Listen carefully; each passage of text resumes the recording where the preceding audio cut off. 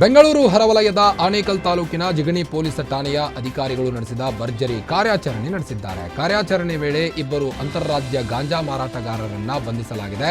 ಆರೋಪಿಗಳಿಗೆ 1 ಕೆಜಿ ಗಾಂಜಾ ಹಾಗೂ 150 gram MDMA ಮಾದಕ ವಸ್ತುವನ್ನ ಅವರಿಂದ ವಶಪಡಿಸಿಕೊಳ್ಳಲಾಗಿದೆ. ಬಂಧನಕ್ಕೆ ಒಳಪಟ್ಟಿರುವಂತಹ ಆರೋಪಿಗಳನ್ನ ಒಡಿಶಾ ಮೂಲದವರು ಎಂದು ಗುರುತಿಸಲಾಗಿದೆ.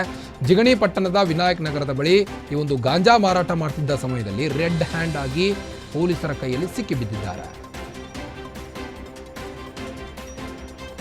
ಅಪರಿಚಿತ ವಾಹನಕ್ಕೆ ಬೈಕ್ ಸವಾರ ಬಲಿಯಾದ ಘಟನೆ ತುಮಕೂರಿನ ತಿಪಟೂರಿನ ರಾಷ್ಟ್ರೀಯ ಹೆದ್ದಾರಲ್ಲಿ ಆಗಿದೆ. 20 ವರ್ಷದ ವಿನಯ್ ಮೃತಪಟ್ಟ ಯುವಕ ಮಂಜುನಾಥ್ ನಗರ ಬೈಪಾಸ್ ರಸ್ತೆಯಲ್ಲಿ ಬರುವ ವೇಳೆ ಅಪರಿಚಿತ ವಾಹನ ಡಿಕ್ಕಿಯಾಗಿ ಬೈಕ್ ಸವಾರ ಸಾವನ್ನಪ್ಪಿದ್ದಾನೆ. ಈ ಸಂಬಂಧ ತಿಪಟೂರು ಗ್ರಾಮಾಂತರ ಪೊಲೀಸ್ ಠಾಣೆಯಲ್ಲಿ ದಾಖಲಾಗಿದೆ.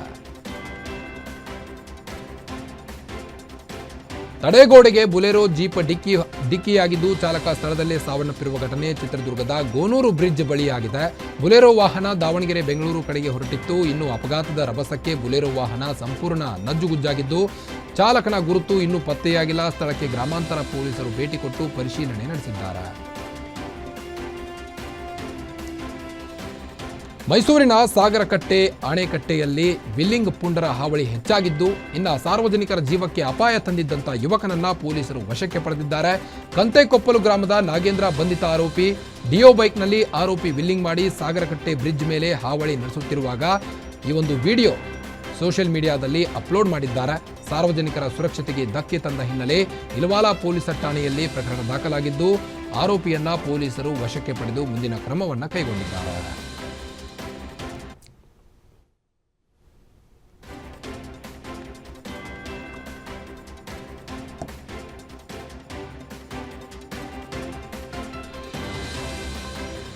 ಗೋಕರ್ಣ ಮೇನ್ ಬೀಚ್ನಲ್ಲಿ ಸಮುದ್ರದ ಅಲೆಗಳ ಸೆಳೆತಕ್ಕೆ ಸಿಲುಕಿದ ವ್ಯಕ್ತಿಯನ್ನ ರಕ್ಷಿಸಿದ್ದಾರೆ. ಕಾರವಾರದ ಗೋಕರ್ಣ ಬೀಚ್ನಲ್ಲಿ ಘಟನೆಯಾಗಿದೆ. ಘಟನೆ 23 ವರ್ಷದ ಮಧು ನೀರಲ್ಲಿ ಕೊಚ್ಚಿ ಹೋದ ಯುವಕ.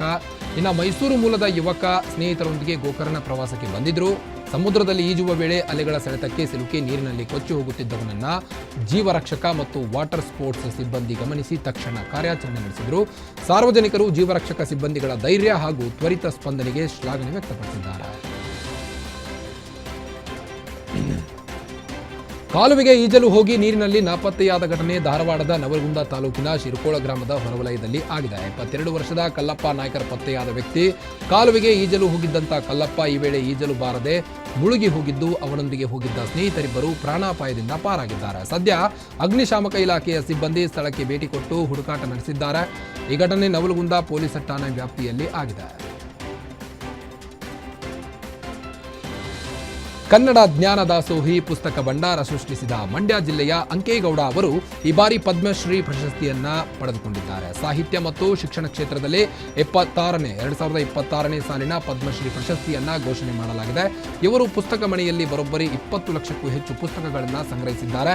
ಇದರಲ್ಲಿ ಸುಮಾರು 22 ಭಾಷೆಯ ಪುಸ್ತಕಗಳಿದ್ದು 2500 ಮಹಾತ್ಮ ಗಾಂಧಿ, 2500 ಭಗವದ್ಗೀತೆ, 6 ಲಕ್ಷ ಕನ್ನಡ ಪುಸ್ತಕಗಳು, ಇನ್ನ 5 ಲಕ್ಷ ಆಂಗ್ಲ ಭಾಷೆಯ ಕೃತಿಗಳು, 36,000 ಅಂತಾರಾಷ್ಟ್ರೀಯ ಹಾಗೂ 15,000 ಕನ್ನಡ ನಿಯತಕಾಲಿಕೆಗಳು ಸೇರಿದಂತೆ ಇನ್ನೂ ಹಲವು ಬಗೆಯ ಪುಸ್ತಕಗಳನ್ನು ಅಂಕೇಗೌಡರು ಸಂಗ್ರಹಿಸಿದ್ದಾರೆ.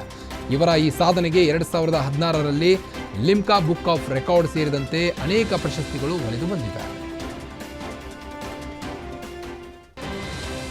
2026ನೇ ಸಾಲಿನ ಪದ್ಮಶ್ರೀ ಪ್ರಶಸ್ತಿ ಪ್ರಕಟವಾಗಿದ್ದು 45 ಮಂದಿ ಪದ್ಮಶ್ರೀ ಪ್ರಶಸ್ತಿಗೆ ಆಯ್ಕೆಯಾಗಿದ್ದಾರೆ. ಕರ್ನಾಟಕದ 3 ಮಂದಿಯ ಈ ಅತ್ಯುನ್ನತ ನಾಗರಿಕ ಗೌರವಕ್ಕೆ ಪಾತ್ರರಾಗಿದ್ದಾರೆ.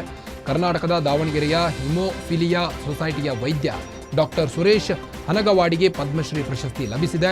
ಕರ್ನಾಟಕ ಹಿಮೋಫಿಲಿಯಾ ಸೊಸೈಟಿ ಸಂಸ್ಥಾಪಕ ಹಾಗೂ JJM ಮೆಡಿಕಲ್ ಕಾಲೇಜ್ ಪ್ರಾಧ್ಯಾಪಕರು. ಕಳೆದ 4 ದಶಕಗಳಿಂದ ಹಿಮೋಫಿಲಿಯಾ ಪೀಡಿತ ಮಕ್ಕಳ ಸೇವೆ ಮಾಡುತ್ತಿದ್ದರು.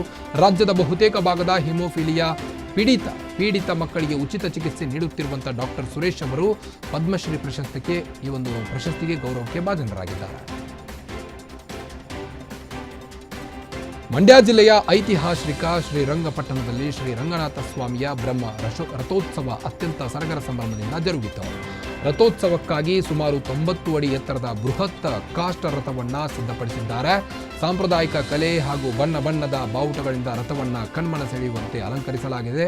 ಇನ್ನು ರಥಕ್ಕೆ ವಿಶೇಷ ಪೂಜೆ ಹಾಗೂ ವಿಧಿವಿಧಾನಗಳನ್ನು ಸಲ್ಲಿಸುವ ಮೂಲಕ ರಥೋತ್ಸವಕ್ಕೆ ಅಧಿಕೃತ ಚಾಲನೆ ನೀಡಲಾಗಿದೆ.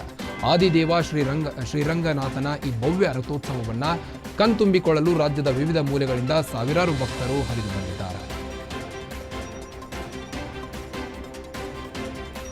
ಚಿಕ್ಕಬಳ್ಳಾಪುರ ಜಿಲ್ಲೆಯ ಚೇಳೂರಿನಲ್ಲಿ ಶ್ರೀ ಕೋದಂಡರಾಮಸ್ವಾಮಿ ಬ್ರಹ್ಮ ರಥೋತ್ಸವ ಸಂಭ್ರಮದಿಂದ ನೆರವೇರಿಸಲಾಯಿತು. ಪಾಪಾಗ್ನಿ ನದಿ ದಡದಲ್ಲಿರುವಂತಹ ಈ ದೇಗುಲದಲ್ಲಿ ನೂತನ ರಥದಲ್ಲಿ ಕೋದಂಡರಾಮಸ್ವಾಮಿಯ ಭಕ್ತರಿಗೆ ದರ್ಶನ ನೀಡಿದರು. ಈ ಒಂದು ರಥೋತ್ಸವದಲ್ಲಿ ನೆರೆಯ ಆಂಧ್ರಪ್ರದೇಶ ಹಾಗೂ ಸುತ್ತಮುತ್ತಲ ಜಿಲ್ಲೆಗಳಿಂದ ಆಗಮಿಸಿದಂಥ ಭಕ್ತರು ರಥಕ್ಕೆ ಹಣ್ಣು ಜವನ ಅರ್ಪಿಸಿ ಪುನೀತರಾದರು.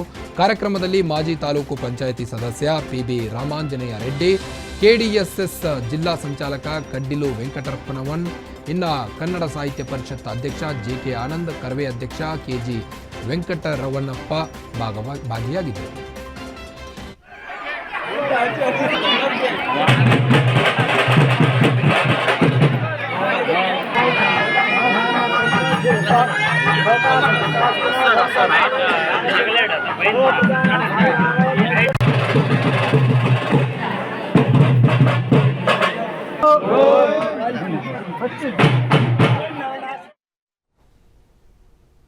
ಇದಾಗಿತ್ತು ಈ ಹೊತ್ತಿನ 30 ಜಿಲ್ಲೆಯ 30 ಸುದ್ದಿಗಳು. ಮತ್ತಷ್ಟು ಸುದ್ದಿಗಳಿಗಾಗಿ ನೋಡ್ತಾ ಇರಿ ಗ್ಯಾರಂಟಿ ನ್ಯೂಸ್, ಸುದ್ದಿ ಖಚಿತ, ನ್ಯಾಯ ನಿಶ್ಚಿತ.